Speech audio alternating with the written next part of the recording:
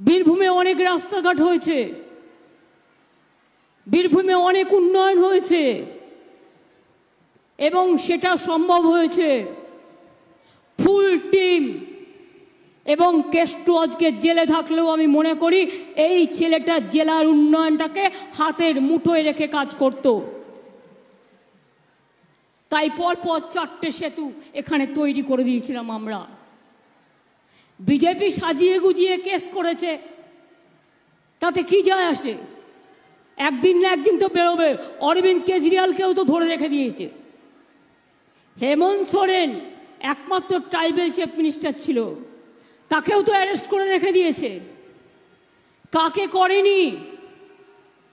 হাতে সিবিআই আছে, income tax আছে, জুডিশিয়ারিও প্রায় অনেকটাই কিনে ফেলেছে।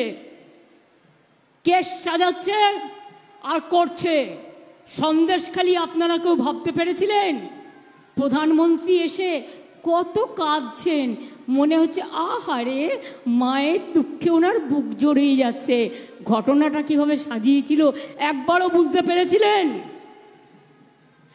একবারও বুঝতে পেরেছিলেন সন্দেশখালি কি করে টাকা দিয়ে সাজানো হয়েছিল? আমি বিজেপিকে বলবো, মনে রাখবেন, টাকা দিলে টাকা পাওয়া যায়, কিন্তু মায়ের আত্মসম্মান চলে গেলে একবার সেই আত্মসম্মান ফিরে পাওয়া যায় না। বাংলার মায়েদের নিয়ে এ অসম্মান করবেন না, এ অপমান করবেন না, আপনাদের সতর্ক করে দিচ্ছি। রোজ কাগজে এখন বিজ্ঞাপন দিচ্ছে 100 গোসাই, এখন বলছে আমরা সাহায্য করব। কোনো সাহায্য দরকার নেই, আমরাই সাহায্য করছি এবং আমরা করব। আপনাদের চিন্তা করার কোনো কারণ নেই, কারণ একটা ভাই বোন বিপদে পড়লে তারা আমাদের ভাই বোন, এটা মাথায় রাখবেন। ইচ্ছা মতো একটা বলে দিল, যে কেউ 5 টাকা খরচ করে একটা কোর্টে কেস করতে পারে।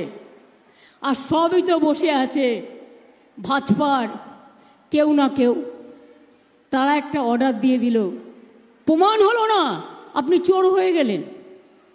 আগে তো প্রমাণ করতে হবে। পুলিশ আপনার বিরুদ্ধে কেস দিতে পারে, কারো বিরুদ্ধে গুলির কেস, কারোর বিরুদ্ধে খুনের কেস, সত্যিকারের কেস হলে আমি কিছু বলছি না। কিন্তু যদি কোনো কেস কেউ দেয় আর কেস যতক্ষণ প্রমাণিত না হচ্ছে, সে কিন্তু আইনের চোখে অপরাধী নয়, এটা মাথায় রাখবেন। কেষ্টকে ধরে রেখেছে কেন? ইলেকশনের জন্য। ইলেকশন হয়ে যাবে, ওকে বলেছে তুমি বিজেপি করবে না, বিজেপিকে মদত করে দাও, তাহলে তোমায় তাড়াতাড়ি ছেড়ে দেবো।